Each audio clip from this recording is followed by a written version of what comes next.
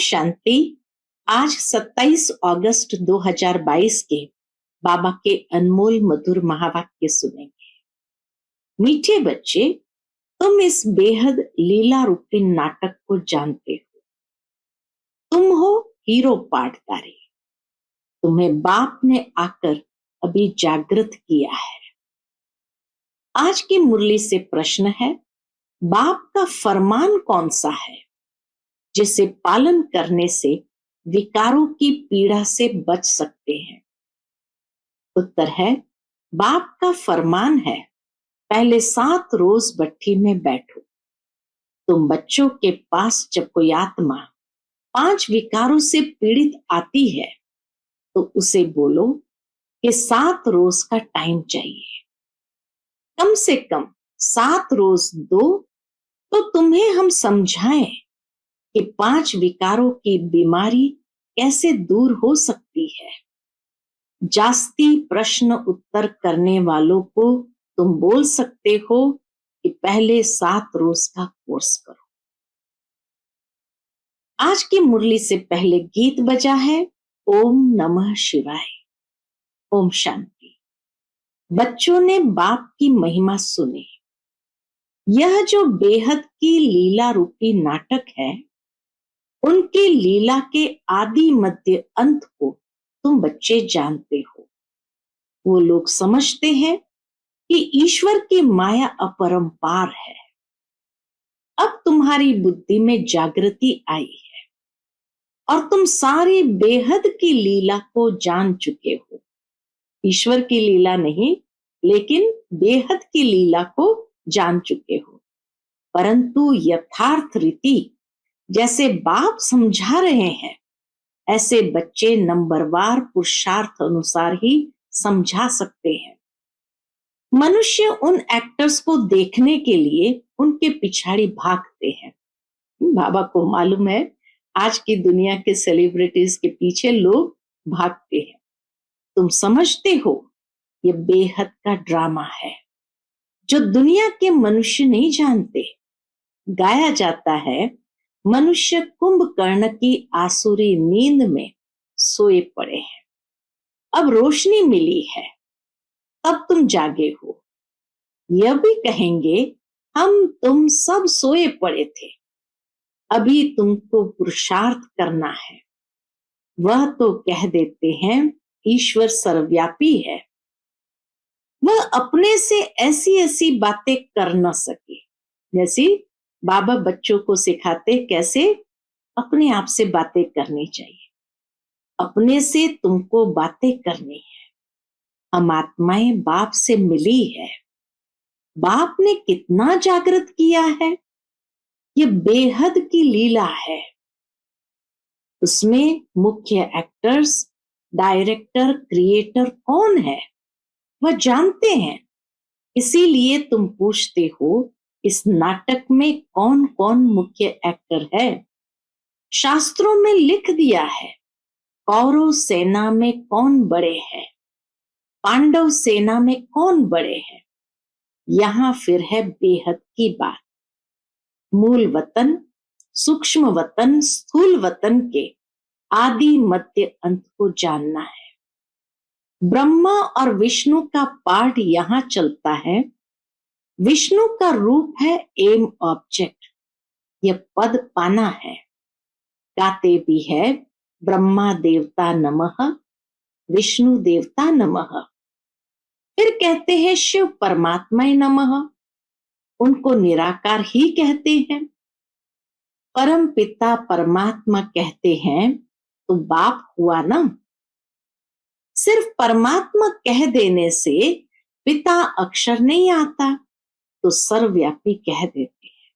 जब तक पिता न समझे तब तक तो सर्वव्यापी ही समझेंगे। इसीलिए बाबा कई बार कहते हैं, पूछो तुम्हारा परम पिता परमात्मा से क्या संबंध है।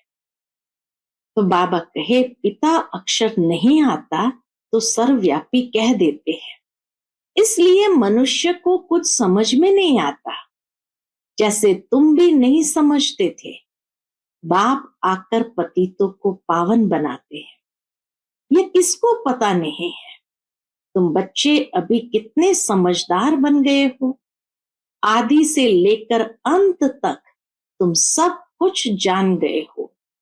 ड्रामा देखने जो पहले जाएंगे तो जरूर आदि मध्य अंत सारा देखेंगे और बुद्धि में रहेगा हमने यह देखा है। स्थूल ड्रामा को भी जो शुरू से देखने जाते हैं उनकी बुद्धि में सारा रहेगा कि हमने यह देखा है। फिर भी चाहना हो देखने की तो देख सकते हैं। वह तो हुआ हद का नाटक। तुम तो बेहद के नाटक को जान गए हो। सतयुग में प्रारब्ध जाकर पाएंगे, फिर यह नाटक खुल जाएगा। फिर समय पर यह ज्ञान मिलेगा। तो यह भी समझने की बातें हैं। कोई भी बात में प्रश्न उत्तर करने की दरकार नहीं रहती। 7 रोज भट्ठी के लिए कहा जाता है, परंतु 7 रोज बैठना भी बड़ा मुश्किल है। सुनने से ही घबरा जाते हैं। समझाया जाता है ये क्यों कहा जाता है, क्योंकि आधा कल्प से तुम रोगी बने। इसलिए बाबा कहे 7 रोज बैठ समझो। लेकिन दुनिया वालों के लिए बड़ा मुश्किल है, सुनने से ही घबरा जाते हैं। लेकिन ये क्यों कहा जाता है, क्योंकि आधा कल्प से तुम रोगी बने हो। 5 विकारों रूपी भूत लगे हुए हैं। अब उनसे तुम पीड़ित हो। तुमको युक्ति बतलाएंगे कि कैसे इस पीड़ा से छूट सकते हो। बाप को याद करना है, जिससे तुम्हारी पीड़ा हमेशा के लिए खत्म हो जाएगी। बाप का फरमान है कि 7 रोज भट्ठी में बैठना है। गीता भागवत का पाठ रखते हैं तो भी 7 रोज बिठाते हैं। यह भट्ठी है, सब तो नहीं बैठ सकते। कोई कहाँ है। आगे चलकर बहुत वृद्धि को पाएंगे। ये सब है रुद्र ज्ञान यज्ञ की शाखाएं। जैसे बाप के बहुत नाम रखे हैं, वैसे इस रुद्र ज्ञान यज्ञ के भी बहुत नाम रख दिए हैं। रुद्र कहा जाता है परमपिता परमात्मा को। सो तुम ही जानते हो।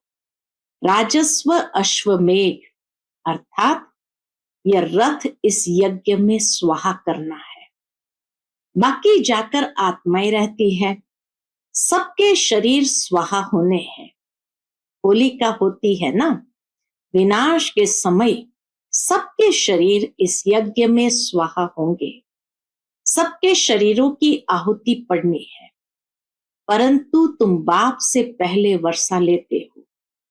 जाना तो सभी को है, रावण का बहुत बड़ा परिवार है। तुम्हारा है सिर्फ दैवी परिवार छोटा। आसुरी परिवार तो कितना बड़ा है। वह कोई देवता बनने वाले नहीं है। जो और धर्म में कन्वर्ट हो गए हैं वह निकल आएंगे। परम पिता परमात्मा ब्रह्मा मुख द्वारा मुख वंशावली रचते हैं। बाबा ने समझाया है, पहले हमेशा स्त्री को अडॉप्ट करते हैं, फिर रचना रचते हैं। वह तो है कुख वंशावली। यह सारी रचना है मुख वंशावली। तुम उत्तम ठहरे क्योंकि तुम श्रेष्ठाचारी बनते हो। तुमको सिर्फ बाप को ही याद करना है, क्योंकि ब्राह्मणों को बाप के पास ही जाना है। तुम जानते हो, वापस घर जाकर फिर सतयुग में आकर पाठ बजाना है सुख का। बहुत लोग समझते भी है, फिर भी 7 रोज देते नहीं है। तो समझा जाता है ये अपने घराने का अनन्य नहीं है। अनन्य होंगे तो उनको बड़ा अच्छा लगेगा। कई 5, 8, 15 दिन भी रह जाते हैं, फिर संग न मिलने कारण गुम हो जाते हैं। विनाश नजदीक आएगा तो सबको यहाँ आना ही है। राजधानी स्थापन होनी ही है। नंबरवार जैसे कल्प पहले पुरुषार्थ किया है, वह अभी भी करेंगे। तुम्हारी बुद्धि में है, हम बाप से वर्षा ले रहे हैं पुरुषार्थ अनुसार। जितना हम याद करेंगे, कर्मातीत बनेंगे, उतना उच्च पद पाएंगे। जितना हम याद करेंगे, कर्मातीत बनेंगे, उतना उच्च पद पाएंगे। पहले पहले सृष्टि सतो प्रधान थी, अब तो तमो प्रधान है। भारत को ही प्राचीन कहते हैं। तुम जानते हो हम सो देवता थे, फिर 84 जन्म पास किए, अब फिर बाप के पास आए हैं वर्षा लेने। बाप आए हैं पावन बनाने। पतित बनाता है कौन? रावण। हम बेहद के मुख्य ऑलराउंड पाठधारी है। सूर्यवंशी, चंद्रवंशी, वैश्यवंशी, शूद्रवंशी। चक्कर लगाकर अब शूद्रवंशी से फिर ब्राह्मण वर्ण में आए। ब्राह्मण तो जरूर चाहिए ना। ब्राह्मण है चोटी। ब्राह्मण चोटी रखवाते हैं। देवता धर्म भी बड़ा है, यह तो बुद्धि में है ना। हम बेहद ड्रामा में ऑलराउंड पार्ट बजाने वाले हैं। यह वर्ण भारत के लिए ही गाए गए हैं। अक्सर करके विष्णु को ही दिखाते हैं। उसमें शिव बाबा और ब्राह्मणों की चोटी उड़ा दी है। जो दुनिया के वर्ण दिखाते हैं, उसमें शिव बाबा और ब्राह्मणों की चोटी उड़ा दी है। वह दिखाते नहीं है। अभी तुम्हारी बुद्धि में 84 जन्मों का राज बैठा हुआ है। तुम कितने जन्म लेते हो? दूसरे धर्म वाले कितने जन्म लेते हैं? एक जैसे जन्म तो नहीं ले सकते। पीछे आने वाले के जन्म कम हो जाएंगे। पहले पहले आने वाले के ही 84 जन्म कहेंगे। सब थोड़ी सूर्यवंशी में आएंगे। यह भी हिसाब है। इनको डिटेल कहा जाता है। बहुत बच्चे भूल जाते हैं। स्कूल में भी फर्स्ट सेकंड ग्रेड तो रहती है ना। पहली पहली नजर टीचर की फर्स्ट ग्रेड वालों की तरफ ही जाएगी, तो तुम्हारी बुद्धि में सारी रोशनी है। बाकी एक एक की डिटेल में तो जा नहीं सकते।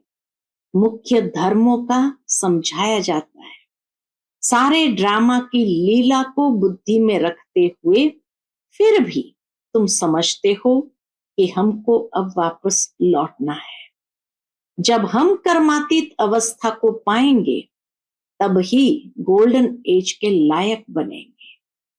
बाप को याद करने से हमारी आत्मा पवित्र बन जाएगी। फिर चोला भी पवित्र मिलेगा। बाप को याद करते करते हम गोल्डन एज में चले जाएंगे। अपना टेम्परेचर देखना होता है। अपने स्थिति का टेम्परेचर देखना होता है। जितना ऊंच जाएंगे, उतना खुशी का पारा चढ़ेगा।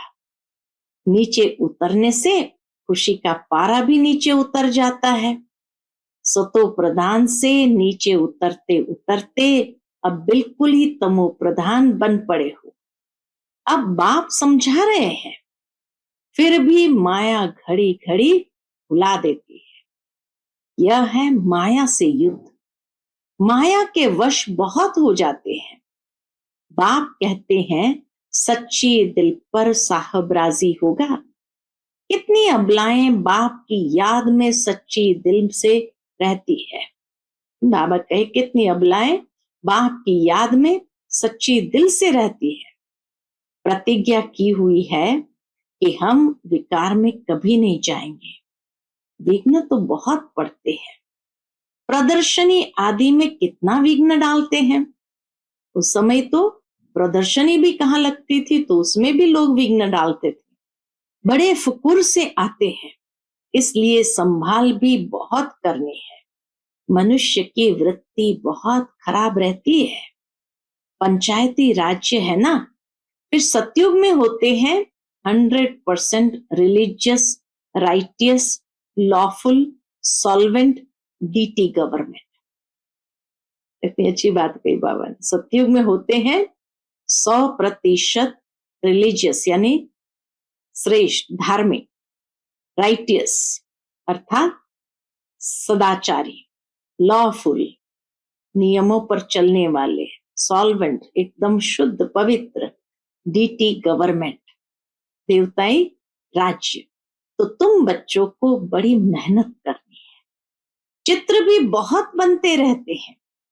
इतना बड़ा चित्र हो जो मनुष्य दूर से ही पढ़ सके, ये बहुत समझने और समझाने की बात है, जिससे मनुष्य समझे कि बरोबर हम स्वर्गवासी थे, अब नरकवासी बने हैं, फिर पावन बनना है। ड्रामा का राज भी समझाना है। ये चक्र कैसे फिरता है, कितना समय लगता है। हम ही विश्व के मालिक थे, आज तो एकदम कंगाल बन पड़े हैं। रात दिन का फर्क है। यह भी अपने विकर्मों का फल है जो भोगना पड़ता है। अब बाप कर्मातीत अवस्था बनाने आए हैं। भारत क्या था, अब क्या है। अब इस युद्ध में सारी दुनिया स्वाहा होनी है। यह भी तुम बच्चे जानते हो। बाप कहते हैं खूब पुरुषार्थ कर महाराजा महारानी बनकर दिखाओ। चित्र पर बहुत अच्छी रीति समझाना है। बुद्धि में यही याद रहे कि हम कितना ऊंच थे, फिर कितना नीचे गिरे हैं। गिरे हुए तो बहुत तुम्हारे पास आएंगे। क्या कहे बाबा ने, कैसी भविष्यवाणी। गिरे हुए तो बहुत तुम्हारे पास आएंगे। गणिकाओं अहल्याओं को भी उठाना है। उन्हों को जब तुम उठाओ तभी तुम्हारा नाम बाला होगा। अब तक किसकी बुद्धि में बैठता नहीं है। दहली से आवाज निकलना चाहिए, वहां झट नाम होगा, परंतु अजुन देरी दिखाई देती है। अबलाओं गणिकाओं को बाप कितना ऊंच आकर उठाते हैं। तुम ऐसे ऐसे का जब उद्धार करेंगे तब नाम बाला होगा। बाबा कहते हैं ना, अभी तक आत्मा अजुन रजो तक आई है, अभी सतो तक आना है। बाबा तो कहते हैं कुछ करके दिखाओ। तुम बच्चों को तो बहुत सर्विस करनी है, परंतु चलते चलते कोई ना कोई ग्रहाचारी बैठ जाती है। कमाई में ग्रहाचारी होती है ना, माया बिल्ली बेहोश कर देती है। गुल बकावली का खेल है ना। बच्चे तो खुद समझ सकते हैं कि बाप दादा के दिल पर कौन चढ़ सकते हैं। संशय की कोई बात नहीं। कई प्रश्न पूछते हैं, ये कैसे हो सकता है। अरे तुम साक्षी होकर देखो। ड्रामा में जो नूंद है सो पाठ चलना है। ड्रामा के पट्टे से गिर पड़ते हैं बच्चे। कभी कभी ड्रामा के पट्टे से ही गिर पड़ते हैं। जिनको समझ में आता है वह नहीं गिरते हैं। तुम क्यों गिरते हो। ड्रामा में जो नूंद है वह होता है ना। भारत में हजारों को साक्षात्कार होता है। यह क्या है, इतनी आत्माएं निकलकर आती है क्या। यह सब ड्रामा का खेल समझने का है। इसमें संशय की बात नहीं हो सकती। कितने संशय में आकर पढ़ाई छोड़ देते हैं, अपना ही खाना खराब करते हैं। कोई भी हालत में संशय बुद्धि नहीं बनना है। बाप को पहचाना, फिर बाप में संशय आ सकता है क्या। बच्चे जानते हैं हम पतित पावन बाप के पास जाते हैं पावन बनकर। तो गाया हुआ है पतित पावन को आना है और पतितों को पावन बनाना है। जो बनेंगे वही पवित्र दुनिया में चलेंगे और अमर बनेंगे। बाकी जो पवित्र नहीं बनेंगे वह अमर नहीं। तुम अमर दुनिया के मालिक बनते हो। बाप कितना ऊंच वर्षा देते हैं, पवित्र ऐसा बनते हैं जो फिर 21 जन्म पवित्र रहते हैं। सन्यासी तो फिर भी विकार से जन्म लेते हैं, अमरपुरी के लायक नहीं बनते हैं। अमरपुरी का लायक बाबा बनाते हैं। यह अमर कथा पार्वतियों को अमरनाथ बाबा शिव ही सुना रहे हैं। बच्चे आए हैं बेहद बाबा के पास, वर्षा तो लेना ही है ना। यहाँ सागर के पास आते ही है, इसलिए रिफ्रेश होने के लिए फिर जाकर आप सामान बनाना है। तो बच्चों का भी यही धंधा हुआ। अच्छा, मीठे मीठे सिकिलते बच्चों प्रति माता पिता बाप दादा का याद प्यार और गुड मॉर्निंग। रूहानी बाप की रूहानी बच्चों को नमस्ते। हम सब रूहानी बच्चों की रूहानी माता पिता बाप दादा को याद प्यार, गुड मॉर्निंग और नमस्ते। नमस्ते, शुक्रिया बाबा, शुक्रिया। आज की मुरली से धारणा के लिए मुख्य सार है। पहली पॉइंट, किसी भी बात में संशय नहीं उठाना है। ड्रामा को साक्षी हो देखना है। कभी भी अपना रजिस्टर खराब नहीं करना है। दूसरी पॉइंट, कर्मातीत अवस्था तक पहुंचने के लिए याद में रहने का पूरा पुरुषार्थ करना है। सच्चे दिल से बाप को याद करना है। अपनी स्थिति का टेम्परेचर अपने आप देखना है। आज का बाप दादा का मधुर वरदान हम बच्चों के प्रति है। संतुष्टता के खजाने द्वारा हद की इच्छाओं को समाप्त करने वाले सदा संतुष्ट मणि भव। संतुष्टता के खजाने द्वारा हद की इच्छाओं को समाप्त करने वाले सदा संतुष्ट मणि भव। जिनके पास संतुष्टता का खजाना है उनके पास सब कुछ है। जो थोड़े में संतुष्ट रहते हैं उन्हें सर्व प्राप्तियों की अनुभूति होती है, और जिसके पास संतुष्टता नहीं तो सब कुछ होते भी कुछ नहीं है। क्योंकि असंतुष्ट आत्मा सदा इच्छाओं के वश होती है। उसकी एक इच्छा पूरी होगी तो और 10 इच्छाएं उत्पन्न हो जाएगी। इसलिए हद के इच्छा मात्रम अविद्या, तब कहेंगे संतुष्ट मणि। आज का स्लोगन है, स्मृति का स्विच सदा ऑन रहे तो मूड ऑफ हो नहीं सकती।